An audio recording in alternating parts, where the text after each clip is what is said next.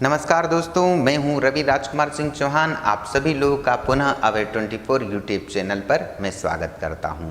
दोस्तों, आज हम बात करने वाले हैं भारतीय संवैधानिक विकास की एक अति महत्वपूर्ण कड़ी भारत सरकार अधिनियम और केंद्रीय सरकार के विषय में।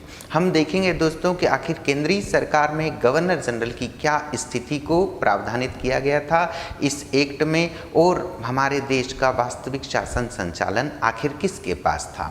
आइए दोस्तों, हम बात करते हैं कि इस टॉपिक से दोस्तों आपसे कुछ इस प्रकार से प्रश्न उठ सकता है कि सन 1935 ईस्वी के एक्ट के अंतर्गत केंद्रीय सरकार के संगठन का वर्णन कीजिए। Discuss the organization of the central government according to the act of 1935। दोस्तों, जब इस तरह का प्रश्न आपके समक्ष उपस्थित हो प्रतियोगी परीक्षा में, तो आपको उसका आंसर कुछ इस प्रकार से देना चाहिए।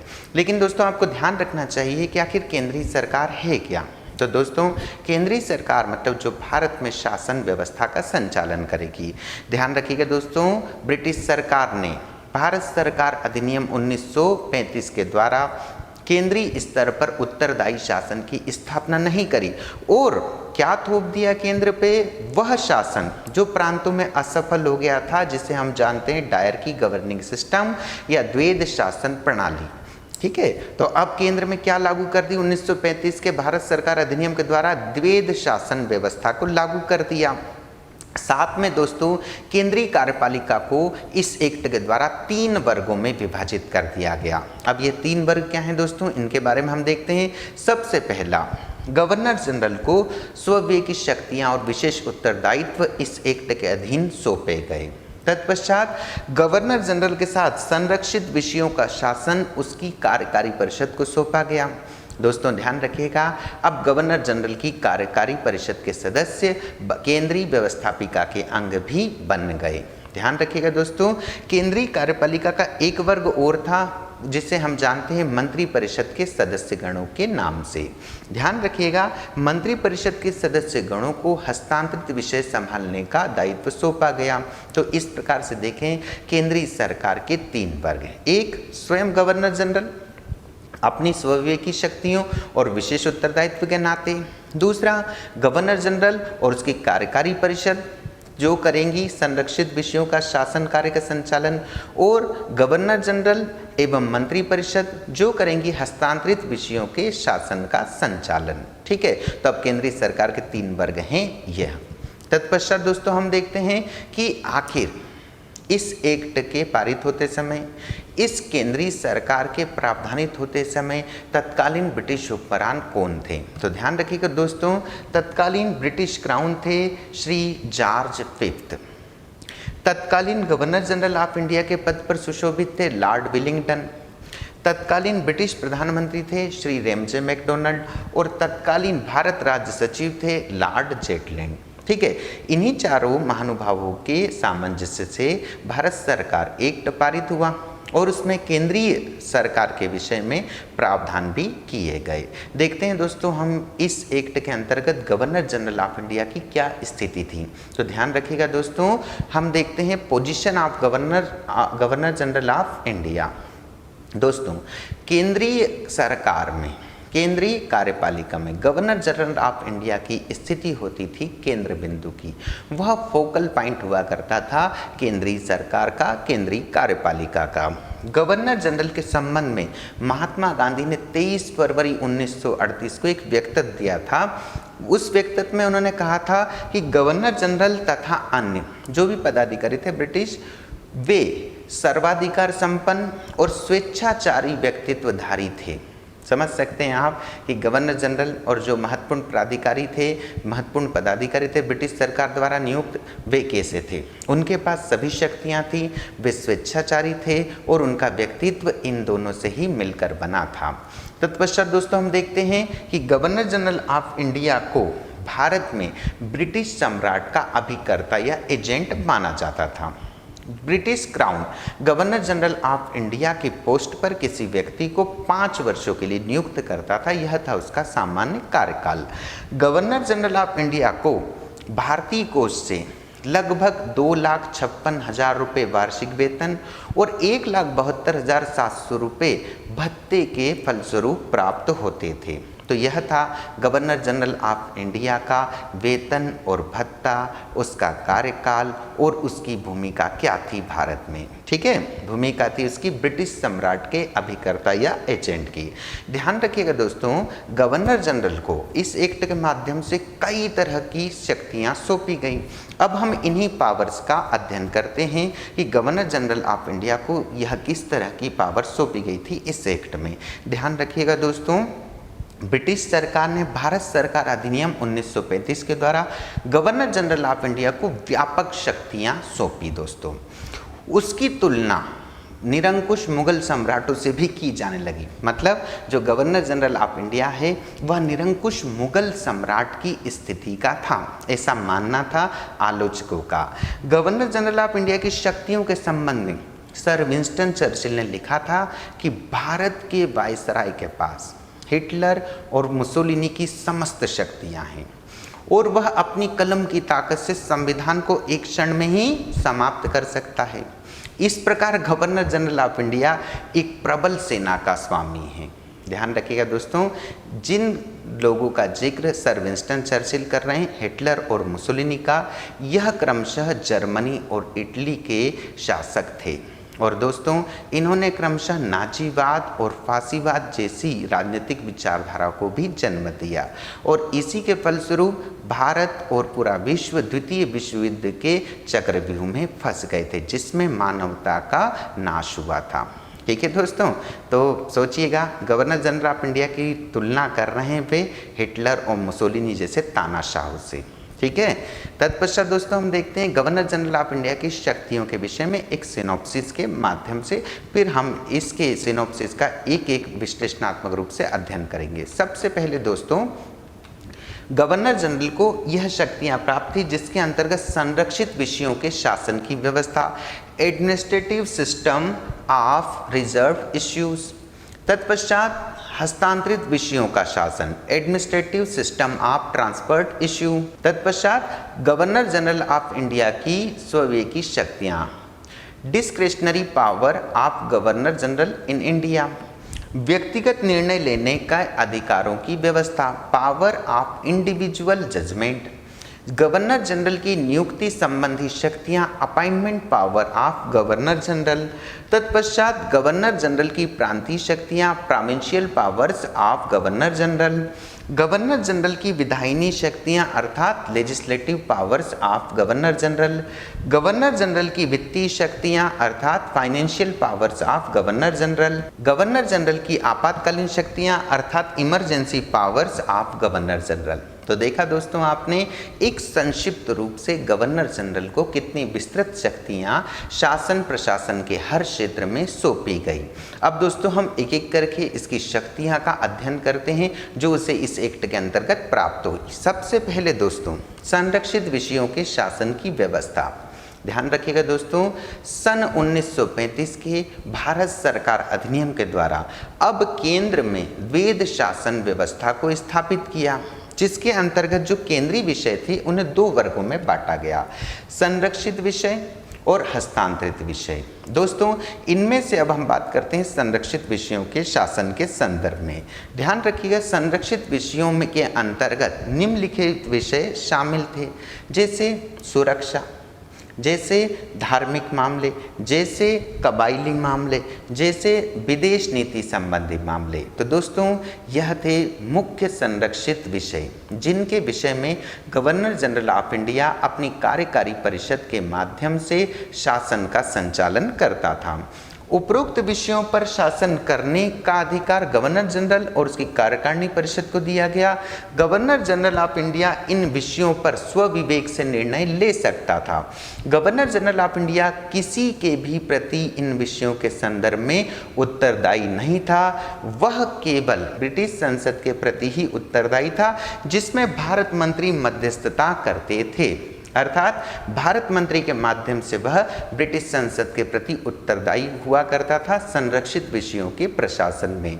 ध्यान रखिएगा दोस्तों, गवर्नर जनरल ऑफ इंडिया अपनी कार्यकारी परिषद के सुझावों को भी ठोकर आ सकता था और अपने वैयक्तिक निर्णय को लागू कर सकता था संरक्षित विषयों के संदर्भ में। ठीक है, तत्पश्चात दोस्तों हम देखते हैं कि जो कार्यकारी परिषद थी वह केंद्रीय व्यवस्थापिका के प्रति उत्तरदायी नहीं थी।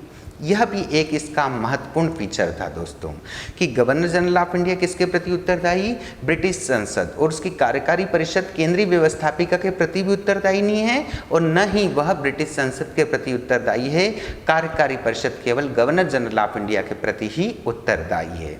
ठीक है, तत्पश्चात दोस्तों हम देखते हैं हस्तांतरित विषयों की शासन व्यवस्था के बारे में, administrative system of transferred issues. ध्यान रखिए दोस्तों, इसमें वे विषय सम्मिलित किए गए थे जो संरक्षित विषयों में शामिल नहीं थे। ठीक है, इन विषयों का प्रशासन गवर्नर जनरल ऑफ इंडिया अपने मंत्री परिषद के जो सदस्य हैं अर्थात मंत्री हैं उनकी सलाह से करता था और इन मंत्रियों का निर्वाचन होता था केंद्रीय व्यवस्थापिका द्वारा। ये मंत्री केंद्रीय व्यवस्थापिका के प्रति ही उत्तरदायी थे और केंद्रीय व्यवस्थापिका में इनके विरुद्ध में अविश्वास प्रस्ताव लाकर उन्हें पद से हटाने का प्रस्ताव भी किया जा सकता था। ठीक है, तो ध्यान रखिएगा, यदि केंद्रीय व्यवस्थापिका में इन मंत्रियों के प्रति अविश्वास प्रस्ताव पारित हो जाए तो उन मंत्रियों को अपने पद से इस्तीफा देना अनिवार्य होता था। ठीक है, तत्पश्चात दोस्तों हम देखते हैं कि भारत में गवर्नर जनरल ऑफ इंडिया की स्वविवेकीय शक्तियां। ध्यान रखिएगा दोस्तों, इसके अंतर्गत ब्रिटिश सरकार ने गवर्नर जनरल ऑफ इंडिया को कई स्वविवेकी शक्तियां सौंपी गई और इनके विषय में उसे अपनी मंत्री परिषद से किसी भी तरह की सलाह लेना या न लेना इच्छा पर निर्भर कर दिया गया। मतलब एक तरह से स्वेच्छाचारी शक्तियां ही थी उसकी। देखिए दोस्तों, स्वविवेकी शक्ति के अंतर्गत निम्नलिखित विषय शामिल थे। सबसे पहले मंत्रियों की नियुक्ति और उन्हें पदच्युति करना। मतलब जो भी केंद्रीय सरकार के संदर्भ में गवर्नर जनरल ऑफ इंडिया हस्तांतरित विषयों के शासन संचालन में जिन मंत्रियों की नियुक्ति करता था या जिन्हें पदच्युति करता था वह अपने स्वविवेक से ही करता था। तत्पश्चात दोस्तों स्वविवेकी क्षेत्राधिकार का निर्णय करना। मतलब गवर्नर जनरल ऑफ इंडिया स्वयं तय करता था कि उसके स्वविवेकी क्षेत्राधिकार क्या हैं। तत्पश्चात संघीय विधानमंडल के दोनों सदनों में भाषण देना। ठीक है, तत्पश्चात संघीय विधानमंडल का अधिवेशन बुलाना। अब संघीय विधानमंडल के दो सदन ध्यान है ना आपको, राज्य परिषद और संघीय सभा। ठीक है, तत्पश्चात संघीय विधानमंडल के निम्न सदन मतलब संघीय सभा को भंग करना, क्योंकि राज्य परिषद तो क्या है, स्थायी सदन है। ठीक है, तत्पश्चात किसी प्रस्ताव को केंद्रीय विधानमंडल ने किसी प्रस्ताव को पारित करके भेजा है गवर्नर जनरल ऑफ इंडिया की स्वीकृति के लिए, तो वह उस प्रस्ताव को ब्रिटिश क्राउन की स्वीकृति के लिए आरक्षित कर सकता था, संरक्षित भी कर सकता था। तत्पश्चात केंद्रीय विधानमंडल के किसी प्रस्ताव को स्वीकार करना। यदि गवर्नर जनरल ऑफ इंडिया सहमत है तो वह केंद्रीय विधानमंडल द्वारा पारित किसी प्रस्ताव को स्वीकार भी कर सकता था। और साथ में दोस्तों संघीय विधानमंडल को विचाराधीन प्रस्तावों की सूचना देना। अर्थात केंद्रीय विधानमंडल में जो भी विचाराधीन प्रस्ताव हैं उनके संबंध में गवर्नर जनरल ऑफ इंडिया सूचना मांग सकता था और केंद्रीय व्यवस्थापिका को वह सूचना देना अनिवार्य भी था। तत्पश्चात दोस्तों हम देखते हैं कि गवर्नर जनरल ऑफ इंडिया के व्यक्तिगत निर्णय लेने के अधिकार। ठीक है, ब्रिटिश सरकार ने इस एक्ट की धारा 32 में कुछ विशेष उत्तरदायित्व गवर्नर जनरल ऑफ इंडिया को दिए। इस पर उसे मंत्रियों की सलाह लेना आवश्यक नहीं था दोस्तों, और इन्हें हम कुछ इस प्रकार से देख सकते हैं। क्या है ये विषय जिस पर उसे व्यक्तिगत निर्णय लेना है? वे हैं अल्पसंख्यकों के हितों का उचित संरक्षण। ठीक है, दूसरा निजी विवेकाधीन शक्तियों की रक्षा करना। गवर्नर जनरल को जो निजी विवेकाधीन शक्तियां हैं उनकी रक्षा करने के संदर्भ में भी वह व्यक्तिगत निर्णय ले सकता था। तत्पश्चात संघ की साख या देश की वित्तीय स्थिरता की रक्षा करना, किसी विशेष भाग की सुरक्षा और शांति के लिए कार्य करना। यदि गवर्नर जनरल ऑफ इंडिया को लगता है कि भारत के किसी भूभाग की सुरक्षा और शांति के लिए उसे स्वयं काम करना है तो वह व्यक्तिगत निर्णय इस संदर्भ में भी ले सकता था। तत्पश्चात देशी रियासतों के जो शासक हैं उनके हित, उनके अधिकारों की रक्षा करना, उनके सम्मान को बनाए रखना, यह भी था गवर्नर जनरल ऑफ इंडिया के व्यक्तिगत निर्णय लेने के अधिकारों के अंतर्गत। तत्पश्चात अंग्रेजी और बर्मा। आपको ध्यान होगा ये बर्मा भी ब्रिटेन का एक उपनिवेश था और अंग्रेजी। इन दोनों के जो माल आता था, व्यापारिक माल, उसके संबंध में जो भेदभाव हुआ करता था उसको समाप्त करने के लिए भी गवर्नर जनरल व्यक्तिगत निर्णय ले सकता था। इसके साथ ही सिविल सेवा के जो कर्मचारीगण हैं और उनके जो आश्रित हैं, उनके परिजन हैं, उनके हितों का संरक्षण करना भी गवर्नर जनरल के वैयक्तिक निर्णय के अंतर्गत रखा गया था। ठीक है दोस्तों, अब हम बात करते हैं कि डॉक्टर एम.बी. पायली ने लिखा है कि गवर्नर जनरल के विशेष उत्तरदायित्व उतने सारभूत तथा कानून द्वारा अनुमोदित थे जितने कि अमेरिका के संविधान द्वारा सर्वोच्च सेनापति के रूप में राष्ट्रपति के अधिकार। लेकिन गवर्नर जनरल के अधिकार अपने क्षेत्र में जिन परिस्थितियों में उसे इसका उपयोग करना था उनके आधार पर राष्ट्रपति के अधिकारों से भी कहीं विस्तृत थे। तो देखा आपने, एम.बी. पायली ने गवर्नर जनरल के विशेष उत्तरदायित्व के संबंध में उसकी तुलना की है अमेरिका के राष्ट्रपति से कि उसे अमेरिकी राष्ट्रपति से भी ज़्यादा अधिकार प्राप्त हैं। तो दोस्तों देख सकते हैं गवर्नर जनरल ऑफ इंडिया की शक्ति या पोजीशन के विषय में, विशेष करके वैयक्तिक निर्णय के संदर्भ में। तत्पश्चात दोस्तों हम देखते हैं गवर्नर जनरल की नियुक्ति संबंधी शक्तियां, अपॉइंटमेंट पावर्स के विषय में। भारत सरकार अधिनियम 1935 के अंतर्गत दोस्तों गवर्नर जनरल ऑफ इंडिया को कई महत्वपूर्ण पदों पर नियुक्ति करने का अधिकार भी सौंपा गया। इसके अंतर्गत दोस्तों गवर्नर जनरल महत्वपूर्ण पदों पर व्यक्तियों को नियुक्त करेगा, यह अधिकार सौंपा गया गवर्नर जनरल ऑफ इंडिया को। संघीय न्यायालय के मुख्य न्यायाधीश की नियुक्ति भी करेगा दोस्तों गवर्नर जनरल। तत्पश्चात भारतीय हाई कमिश्नर, संघ लोक सेवा आयोग के चेयरमैन की नियुक्ति भी करेगा गवर्नर जनरल ऑफ इंडिया ही। दोस्तों उच्च पदाधिकारी की अपने पद से बर्खास्तगी या सेवानिवृत्ति करने का अधिकार भी गवर्नर जनरल ऑफ इंडिया को ही सौंपा गया। ठीक है, देखा आपने गवर्नर जनरल ऑफ इंडिया की नियुक्ति संबंधी शक्तियां सभी महत्वपूर्ण पदों पर गवर्नर जनरल ऑफ इंडिया द्वारा ही नियुक्ति की जाती थी और उन्हें बर्खास्तगी हो या सेवानिवृत्ति के विषय में भी गवर्नर जनरल ऑफ इंडिया ही निश्चित करता था। तत्पश्चात दोस्तों हम देखते हैं गवर्नर जनरल ऑफ इंडिया की प्रांतीय शक्तियां। गवर्नर जनरल ऑफ इंडिया को केवल केंद्रीय सरकार के विषय में ही नहीं, प्रांतीय शक्तियां भी प्रोवाइड की गई। ब्रिटिश सरकार ने इस एक्ट के द्वारा प्रांतों में प्रांतीय स्वराज, प्रोविंशियल ऑटोनॉमी की स्थापना की, लेकिन प्रांतों की समस्त शक्तियां गवर्नर जनरल में ही निहित कर दी। अब गवर्नर जनरल प्रांतीय सुरक्षा के लिए किसी भी तरह का कदम उठा सकता था।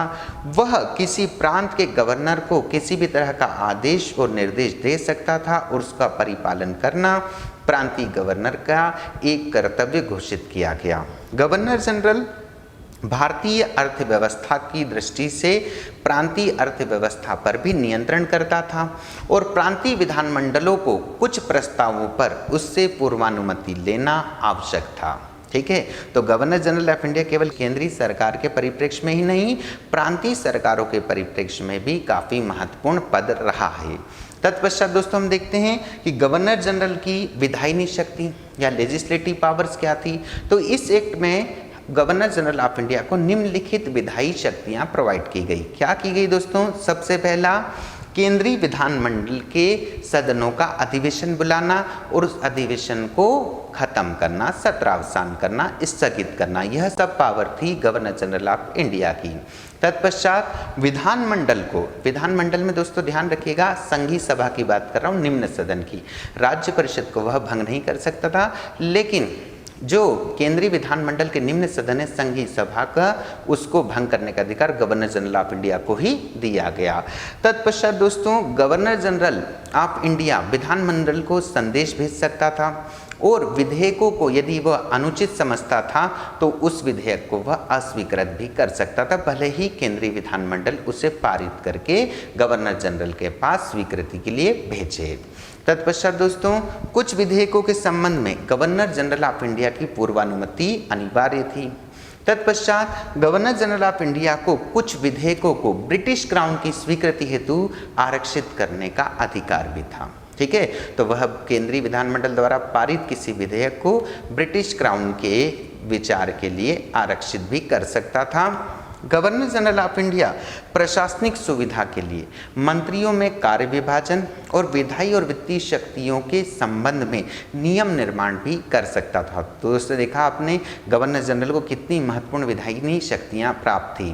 तत्पश्चात दोस्तों हम देखते हैं गवर्नर जनरल को किस प्रकार की वित्तीय शक्तियां, फाइनेंशियल पावर प्राप्त थी। तो देखते हैं दोस्तों हम सबसे पहला विधानमंडल में नए टैक्सेस को लगाने या पुराने टैक्सेस को बढ़ाने या ऋणों की वसूली संबंधी जो अधिकार हैं वह गवर्नर जनरल ऑफ इंडिया को प्रोवाइड किए गए। तत्पश्चात गवर्नर जनरल ऑफ इंडिया को दोनों सदनों में, राज्य परिषद और संघीय सभा में, वार्षिक बजट तथा पूरक बजट, सप्लीमेंट्री बजट को प्रस्तुत करने का अधिकार भी था। तत्पश्चात गवर्नर जनरल ऑफ इंडिया अनुदान मांगों की सिफारिश कर सकता था केंद्रीय विधानमंडल से। तत्पश्चात गवर्नर जनरल ऑफ इंडिया अपनी सिफारिशों को केवल उच्च सदन में रखता था ताकि वे बिना विरोध और कटौती के पारित हो सके। जैसे हम देखते हैं आज विश्व के जितने लोकतांत्रिक देश हैं जहां पर द्विसदनात्मक विधायिका हैं, वहां पर निम्न सदन में आप ध्यान रखिएगा बजट को पेश किया जाता है, जबकि हमारे देश में इस एक्ट के माध्यम से जो बजट पेश होता था वह होता था राज्य परिषद में, मतलब संघीय सभा का उसमें कोई रोल ज़्यादा नहीं हो सकता था, वह केवल सिफारिश कर सकती, उसे मानना न मानना गवर्नर जनरल ऑफ इंडिया पर निर्भर था।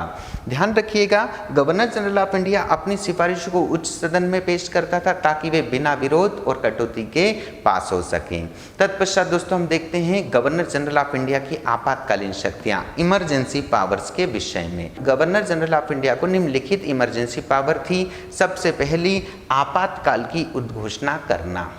ब्रिटिश संसद ने गवर्नर जनरल ऑफ इंडिया को आपातकाल की उद्घोषणा के द्वारा संविधान को स्थगित करने का अधिकार प्रदान किया, मतलब वह चाहे तो आपातकाल की घोषणा करके भारत सरकार अधिनियम 1935 की विधि अर्थात संविधान को स्थगित भी कर सकता था, सस्पेंशन भी कर सकता था। आपातकाल की घोषणा का प्रभाव क्या होगा दोस्तों? तो वह यह प्रभाव होगा कि आपातकाल अपनी घोषणा से जिस तारीख को वो की गई है उससे 6 महीने तक चलता रहता था। आपातकाल की घोषणा करने से पूर्व गवर्नर जनरल ऑफ इंडिया संविधान के सफल न होने की सूचना भारत मंत्री को देता था कि भाई दिक्कत हो चुकी हैं इस कानून के अंतर्गत, इस विधि के अंतर्गत, इसीलिए अब भारत का शासन चलाना सामान्य विधि से संभव नहीं है, इसलिए आपातकाल वह लगा रहा है। तो इसकी सूचना भी देता था वह किसे? भारत राज्य मंत्री को। तत्पश्चात अध्यादेश जारी करने का अधिकार। ब्रिटिश सरकार ने 2 परिस्थितियों में गवर्नर जनरल ऑफ इंडिया को अध्यादेश जारी करने का अधिकार दिया। सबसे पहला, जब केंद्रीय विधानमंडल का अधिवेशन न चल रहा हो, मतलब संघीय सभा और राज्य परिषद सत्र में न हो, तब वह अपना अध्यादेश जारी कर सकता था।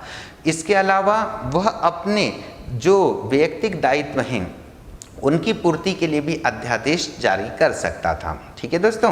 तत्पश्चात दोस्तों हम देखते हैं अध्यादेश जारी करने के लिए गवर्नर जनरल को अपने मंत्री परिषद से परामर्श करना आवश्यक नहीं था, यह उसका वैयक्तिक निर्णय हुआ करता था कि वह अध्यादेश जारी करे या न करे।